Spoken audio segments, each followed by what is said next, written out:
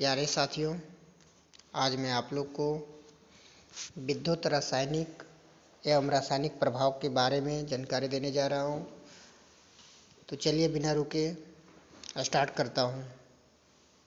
पहला प्रश्न, जब अम्लीय एवं अकार्बनिक विलयन में से विद्युत धारा प्रवाहित की जाती है तो विलयन अपने अवयव में विभक्त हो जाता है।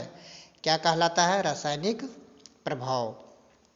नेक्स्ट, ऐसे विलयन जिसमें विद्युत धारा प्रवाह करने पर उसकी संरचना में परिवर्तन आ जाता है इलेक्ट्रोलाइट कहलाता है। वनस्पतिक तेल, अल्कोहल, स्प्रिट आदि उदाहरण है अकार्बनिक विलयन का। विलयन में से विद्युत धारा प्रवाहित करने एवं बाहर निकालने के लिए क्या काम में आता है? तो इलेक्ट्रोड, एनोड एवं कैथोड काम में आता है। नेक्स्ट, जिस छड़ के माध्यम से विद्युत धारा विलयन में से प्रवेश करती है वह छड़ कहलाती है कैथोड। एनोड एवं कैथोड किस प्रकार के आयन्स होते हैं? एनोड धनायन होते हैं, ठीक है, और कैथोड ऋणायन होते हैं। ये सब याद कर लीजिएगा आप लोग, ठीक है। अगर आप बोलिएगा कि पीडीएफ दीजिए सर, तो मैं इसका पीडीएफ आपको प्रोवाइड करवा सकता हूँ, ठीक है, फ्री ऑफ कॉस्ट। आपको इसके लिए चार्ज नहीं देना पड़ेगा। जिस पात्र में विद्युत अपघटन की क्रिया या प्रक्रिया संपन्न की जाती है उसे वोल्टामीटर कहते हैं या कांच चीनी मिट्टी का बना होता है। नेक्स्ट, वोल्टामीटर का पात्र किसका बना होता है? तो कांच या चीनी मिट्टी का, दोनों में से किसी का एक का बना होता है। मूलक का दूसरा नाम क्या है? आयंस को ही मूलक कहते हैं। किसको कहते हैं? आयंस को ही क्या कहते हैं? मूलक कहते हैं। याद रखेंगे। किस नियम के अंतर्गत मुख्य पदार्थ का द्रव्यमान उसके रासायनिक तुल्यांक के समानुपाती होती है? फैराडे के द्वितीय नियम के अनुसार। ऑक्सीजन का परमाणु भार एवं संयोजकता कितनी होती है? परमाणु भार 16, संयोजकता 2 होती है। नेक्स्ट, लोहे, पीतल आदि की सतहों को वातावरण के प्रभाव से बचाने के लिए जो संरक्षण अवरोधन की परत चढ़ाई जाती है उसे विद्युत रंजन के द्वारा होता है। धातु शोधन क्रिया में कौन सी धारा काम में आती है? डीसी धारा। उच्च मान वाले कैपेसिटर बनाने के लिए कौन सी विधि अपनाई जाती है? तो अपनाई जाती है विद्युत अपघटन की प्रक्रिया। रासायनिक अभिक्रिया के फलस्वरूप विद्युत वाहक बल पैदा करने के वाले को क्या कहते हैं? सेल कहते हैं। नेक्स्ट, बैटरी चार्जिंग में सर्वाधिक कौन सा विधि काम में ली जाती है? स्थिर वोल्टेज विधि। सेलों की क्षमता किस में व्यक्त की जाती है? एम्पियर घंटा में। सेलों की क्षमता एम्पियर घंटा, यानी बैटरी वाला, ठीक है, एम्पियर घंटा में व्यक्त किया जाता है। बैटरी की विद्युत धारा वहन क्षमता किस पर निर्भर करती है? प्लेटों की संख्या, उनके बीच की दूरी पर। सेलों से अधिक विद्युत वाहक बल, अधिक करंट प्राप्त करने के लिए कौन से समूह बनाया जाता है? बैटरी को अधिक वोल्टेज के लिए श्रेणी क्रम एवं अधिक करंट के लिए समांतर में क्रम में जोड़ा जाता है। यानी कहने का मतलब है साथियों, इसको थोड़ा सा ध्यान से देखिएगा। बैटरी को अधिक वोल्टेज के लिए श्रेणी क्रम में जोड़ा जाता है। कहने का मतलब अगर आपको वोल्टेज ज़्यादा चाहिए तो आप श्रेणी क्रम में जोड़िए, ठीक है, इस टाइप करके, ठीक है। अगर आपको धारा, यानी कहने का मतलब है करंट अगर ज़्यादा चाहिए तो आप क्या करेंगे?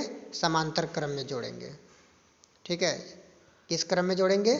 समांतर क्रम में कनेक्शन करेंगे, ठीक है साथियों। देखिए इस तरह से धारा अगर आपको चाहिए अधिक तो समांतर क्रम में, वोल्टेज चाहिए अधिक तो उसको क्या करेंगे हम लोग? श्रेणी क्रम में जोड़ेंगे। सोलर के उच्च करंट एवं उच्च वोल्टेज प्राप्त करने के लिए कौन से समूह बनाया जाता है? मिश्रित समूह, ठीक है। अगर आपको दोनों चाहिए, वोल्टेज भी चाहिए और आपको करंट भी चाहिए यानी धारा भी चाहिए, तो उस परिस्थिति में क्या करेंगे आप? मिश्रित समूह बनाएंगे। डिस्चार्ज अवस्था में बैटरी का प्रतिरोध, ठीक है, होता है, उच्च प्रतिरोध हो जाता है। बैटरी की अपेक्षित घनत्व मापने के लिए कौन सा यंत्र काम में लिया जाता है? हाइड्रोमीटर यंत्र। किसका रहता है? हाइड्रोमीटर यंत्र। बैटरी का पूर्ण चार्ज अवस्था का पता किसके द्वारा लगाया जाता है? Torque rate. ठीक है, किसके द्वारा? टॉर्क रेट के द्वारा। वोल्टेज सेल में एनोड एवं कैथोड की धातु किसका बना होता है? वोल्टेज सेल में एनोड तांबे की एवं कैथोड जस्ते की बनी होती है। नेक्स्ट, जस्ते की छड़ में मिली अशुद्धियों के कारण कौन सा दोष पाया जाता है? स्थानीय क्रिया दोष। स्थानीय दोष को समाप्त करने के लिए क्या किया जाता है? जस्ते की छड़ पर हम लोग क्या करते हैं? एक पारे की परत चढ़ा देते हैं। हाइड्रोजन गैस के कारण सेल में कौन सा दोष उत्पन्न होता है? ध्रुवाच्छादन दोष। कौन सा दोष? ध्रुवाच्छादन दोष। जस्ते की छड़ पर पारे की परत चढ़ाने की क्रिया कहलाता है अमलगमेशन। क्या कहलाता है साथियों? अमलगमेशन। प्राथमिक सेल में उत्पन्न ध्रुवाच्छादन दोष को समाप्त करने के लिए क्या किया जाता है? MnO2 चूर्ण डाल दिया जाता है। अम्ल रहित प्राथमिक सेल कौन सा है जिसे लिंक सेल भी बोला जाता है? ठीक है, जिंक सेल भी बोला जाता है, सॉरी, लेक्लांस सेल। सेल विद्युत कार्य कौन करता है? MnO2 रुक कर, है ना, विद्युत बल प्राप्त करने के लिए कौन सा सेल का प्रयोग किया जाता है? लेक्लांच सेल का। वो क्या होता है? रुक कर वोल्टेज प्रदान करता है। कार्बन की छड़ शुष्क सेल में किसका कार्य करता है? एनोड का। वह प्राथमिक सेल कौन सा है जिस दोष रहित सेल माना जाता है? शुष्क सेल। ठीक है, प्राथमिक सेल कौन सा है जिसे दोष रहित सेल माना जाता है? तो शुष्क सेल। ठीक है। विद्युत चालित खिलौने, कलाई, घड़ी में किस प्रकार का सेल काम में आता है? Mercury cell. ठीक है, छोटा छोटा जो रहता है, आप लोग देखे होंगे, ये इस टाइप करके गोल गोल सा रहता है। ठीक है, कौन सा सेल रहता है? Mercury cell.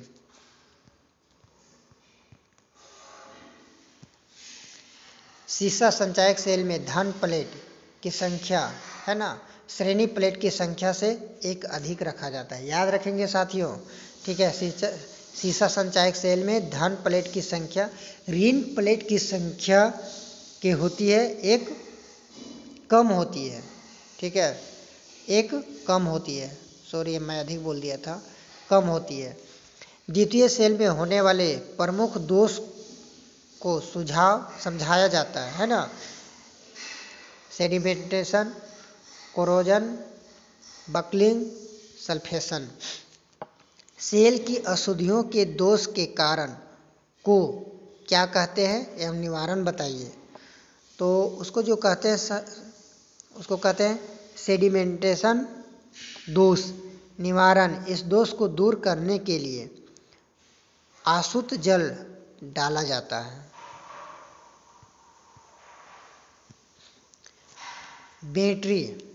बैटरी के टर्मिनल के गंदगी के कारण उत्पन्न दोष को क्या कहते हैं और निवारण बताइए। कोरोजन दोष निवारण, बैटरी के टर्मिनल को सादा सूती कपड़े से साफ करके इसको निवारण किया जा सकता है। यानी जहाँ पे आपका ये है, ठीक है, यानी कि गंदगी है, वहाँ पे क्या करेंगे हम लोग, सादा सूती कपड़े से उसको अच्छी तरह से साफ कर देंगे यहाँ पे। ठीक है, टर्मिनल को, और फिर क्या होगा, अच्छा तरह से वर्क करने लगेगा। लास्ट क्वेश्चन है साथियों, द्वितीय सेल में उत्पन्न बकलिंग दोष किस कारण पैदा होता है, निवारण बताइए। बैटरी को उच्च करंट दर पर चार्ज करने के कारण यह दोष पैदा होता है।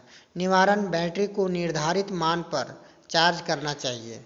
साथियों, अगर आप बैटरी अच्छी तरह से ज़्यादा दिन तक आप सुरक्षित रखना चाहते हैं तो सबसे पहले आपको क्या करना, उसका जो चार्जिंग का सिस्टम है, अगर 12 वोल्ट अगर देना है तो आप 12 वोल्ट ही दें। हम लोग क्या करते हैं कभी कभी कि जल्दी चार्ज करने के चक्कर में 20 वोल्ट दे देते हैं। ठीक है, या फिर जब बैटरी बैठ जाती है, बैठने का मतलब हो जब बैटरी चार्ज नहीं होती है, उस समय हम लोग फिर क्या करते हैं, बूस्ट करते हैं। ठीक है, आप लोग देखे होंगे कहीं पे बूस्ट करते हुए मोबाइल वगैरह दुकान में, या फिर जहाँ बैटरी वगैरह बिकता है वहाँ पे, या फिर बैटरी जहाँ पे चार्ज होता है वहाँ पे देखे होंगे जब बैटरी काम नहीं कर रही होती है तो हम लोग क्या करते हैं, उसको दे देते हैं, प्रोवाइड कर देते हैं, और वो क्या करता है फिर उस पर अधिक वोल्टेज देकर कुछ देर के लिए चार्ज करता है, ठीक है, और वो फिर अच्छी तरह से वर्क करने लगता है। उसमें क्या होता है, अगर अधिक वोल्टेज दीजिएगा तो वो मुड़ जाता है, उसका जो प्लेट होती है वो मुड़ जाती है, जिसके कारण वो वर्क नहीं कर पाती है और वो बैटरी जो है फूल जाता है। ठीक है, बस यहीं पे आज मैं समाप्त करता हूँ, फिर मिलता हूँ अगले वीडियो में, तब तक के लिए धन्यवाद।